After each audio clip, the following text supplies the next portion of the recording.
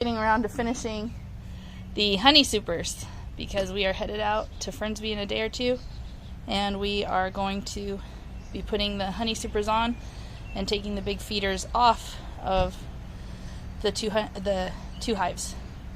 So I am just in the process now of sanding the burnt supers to finish the shou-sugi-ban process. So these supers are burnt and I'm sanding them. These ones have been sanded and wiped down, and Derek is applying some stain.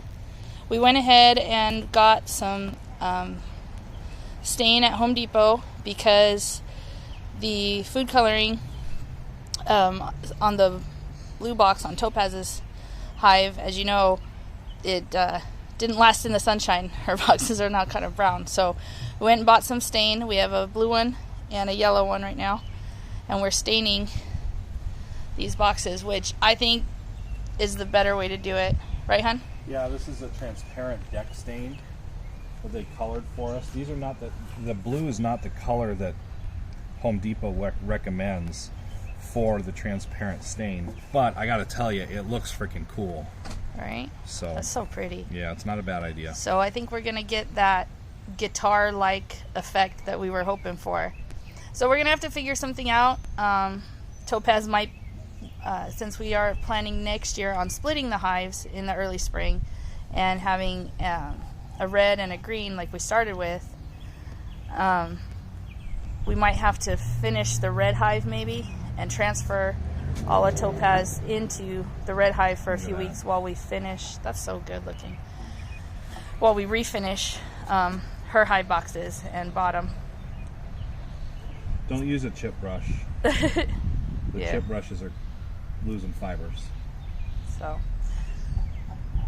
but they look so good. Yeah. So that's what we're doing today. We're just getting these finished up. Got one more blue, and then we will switch over to the gold. That's beautiful. Absolutely gorgeous. I love that definition. That's nice. So we'll switch over to the gold, and that's the project for today.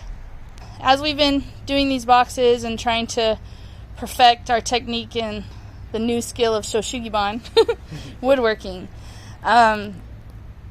basically everything we've done has looked slightly different because we changed our process. We wanted to get a very specific look. We were inspired by guitars with that sunburst pattern, and we wanted to try and get it in all different colors. So as you know, the technique, you burn the wood, you sand the wood, and then stain the wood, and you're trying to get that grained look, the contrast in colors from the dark to the light and then back to dark again. And when I was using the sander we have is a circular sander.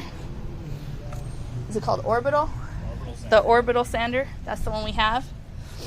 And I kept thinking, I wish I had one that was linear and would go side to side, because then I could kind of get down in the grooves and push a little harder and really make that separation of color. But what I found on this very last one I did, this one right here, was if I took the sander and just went in a circle and I went clockwise, it actually picked up that kind of burnish on its own, and created those distinctions in these very, intricate patterns of the wood and the wood grain. So if anyone is trying to copy this for a similar look on the project, and you also have an orbital sander, you want to do little tiny circles as you go around, and don't be tempted to follow the lines, which still looks okay. That's kind of what I did back and forth on these. But that burnished look that I was trying to get comes out in the circular. So go figure, if you use the tool correctly, you get the look you want. Alright, so now we are staining, putting the yellow stain on. This color is Golden Honey, the stain. Do you want to show the can? Yeah, one second.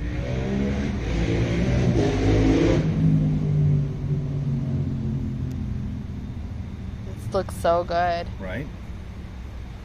See, we finally figured out how to get that burnished two-tone with the dark and the light coming through. So Bear Premium Transparent Waterproofing Wood Finish. It's a deck sealer. And they tinted this golden honey. Yeah, golden honey color was in the little booklet of the different colors of stain that you could use, that they would make for you. And then to get the blue, we just picked a Bear paint color that was similar to the kind of neon, well, not quite neon blue, but like that. Well, you saw the blue that we picked. So kind of like a neon teal-y type, aqua type blue. Aquamarine, I guess. So, Topaz blue. Topaz blue. So, but since they did not add any white to the blue because it was a paint color, we wanted to keep the transparency instead of making it like a cream sealant. So if you want to do something similar with a color that you pick, then you just want to make sure they don't add the white base to the transparent, and they just use the colors to color the transparent gloss deck sealant. So this looking so sharp. good. That looks really sharp. So like we said on the very last box, we'd figure out the whole process and use all the right stuff and get it right. Pretty much. So they look good. I'm way excited to see them all put together in a big tall beehive out at Fernsby. Come here. Ready? Okay, let's go. Good boy, let's go. Lead the way.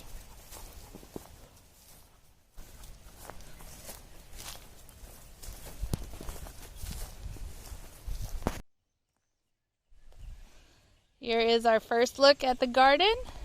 It's been a week. Checking in on it. Looks like this cilantro is bolting, but that's a lot of new growth, so that's a good sign. Basil's doing all right. Marigolds look good. New growth on the tomatoes.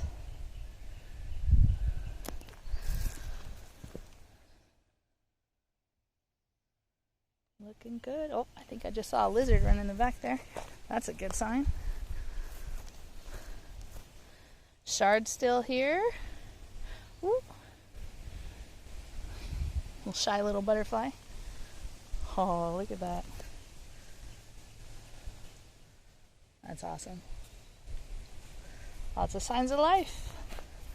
Everybody looks happy, no worse for wear. Oh, we got lots of sprouts. Lots of radishes. Pepper seems happy. Nasturtiums are coming along real nice. Mysteriums, sorry. Nasturtiums.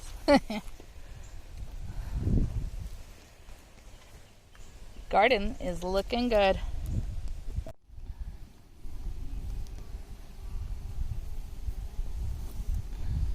Oh yeah, they're full. You can just see them when they land for just a second, but their little legs are full of pollen. Good girls. Hi, ladies.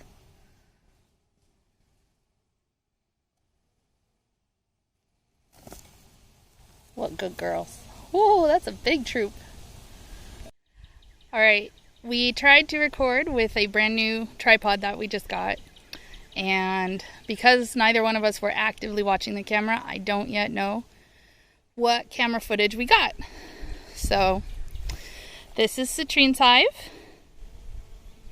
What we've done is added 2 honey supers to the top. We went through all the frames in the 2 brood boxes, the 2 deep, large boxes there on the bottom. We found Queen Citrine. We saw eggs,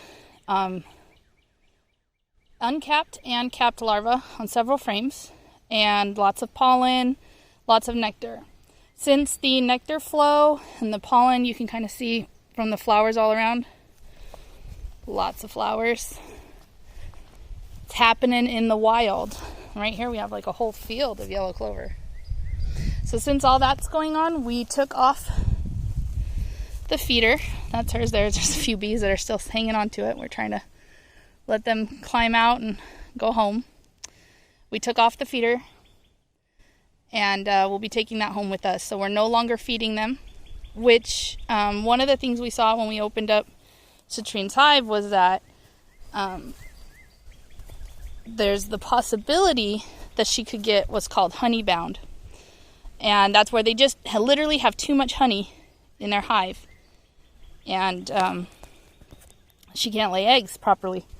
And so what she'll do is she'll start to get worried, and she'll want to swarm to get out of there and find a better place. So to stop that, we added the 2 honey supers, and we're going to let them work through their supplies that are in the larger frames to open up more brood space for her. So she should continue laying in the 2 brood boxes, and then they can start using the honey supers to put the honey up on top, which is what they want to do. They want to have their food storage up top and their babies down low. So that they should self-correct this week. So we also, the reason the level's out is since we knew we were going to be breaking it all the way down to make sure it's level, and we put in a few shims under the bottom. So that's what we did to Citrine. That's her update. Here we have Queen Topaz's hive, and we will be going through and doing the same thing to her hive. Look, our smoker's actually smoking this week. So exciting. So here are her 2 supers. Notice the very blue color we got. I think we figured it out with using the stain. So, all right. So that's the update for Citrine, and we're moving forward with Topaz now.